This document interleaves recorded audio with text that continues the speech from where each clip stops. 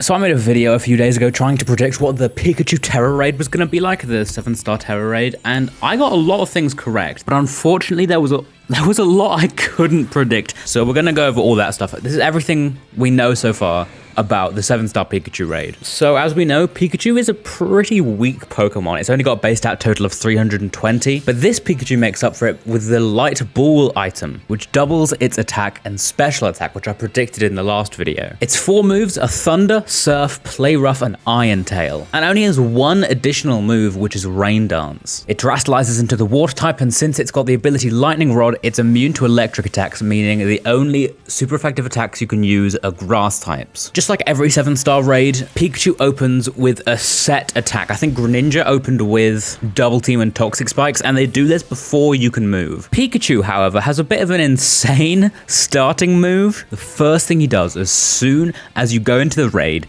he puts his shield up, meaning for the entire raid, he's now taking way less damage until you can terastallize. Next, he sets up Rain Dance, and then Pikachu goes into a Surf, dealing massive damage to everyone in the raid. And you know, this on its own would be pretty, tough. But no, Nintendo decided they wanted to make it even more difficult. Pikachu's Terra Shield functions a lot differently to any other Terra Shield you've seen before. When the Terra Shield comes up, you usually deal 20% damage. When you terastallize, you'll deal 35% damage, and when you terastallize and use an attack that's the same type as your Terra type, you'll deal 75% damage. For some reason, Nintendo decided to flip this all on its head for the Pikachu Tera Raid. When you're not terastallized, instead of 20%, you'll be doing 1% damage. If you don't terastallize, it's literally impossible to beat. When you terastallize, though, you now do 70% damage instead of 35%, and when you terastallize using an attack that's the same type as your Terra type, you now deal 120%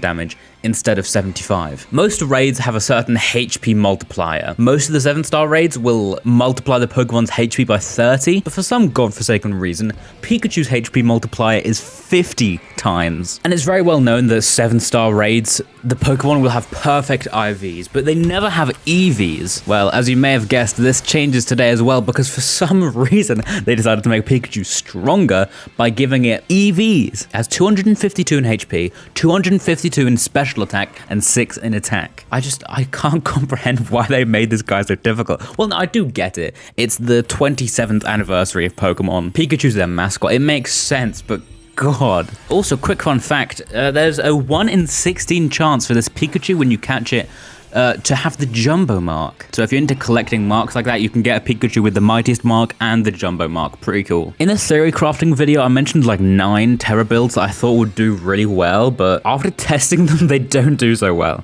I think Iron Hands can work pretty well if you have a decent support Pokemon. You know, if you have a friend healing you up and giving you Reflect and Light Screen, I think it could work. But there have been 2 Pokemon that the community have been talking about and using mostly for these raids. The first one is Clodsire. You can switch Clodsire out for Gastrodon if you want, but I prefer Clodsire here. Clodsire has the ability Water Absorb, making it immune to water type attacks, and it's also a ground type Pokemon, meaning it's immune to electric attacks. Since it's also half poison, it resists Play Rough, and it only takes neutral damage from Iron Tail. On top of this, it has pretty great bulk, 130 HP, 100 special defense. It can learn Sandstorm, so it can, get rid of Rain Dance, so Pikachu does even less damage. It can learn Recover to keep itself in the battle. It can learn Terra Blast.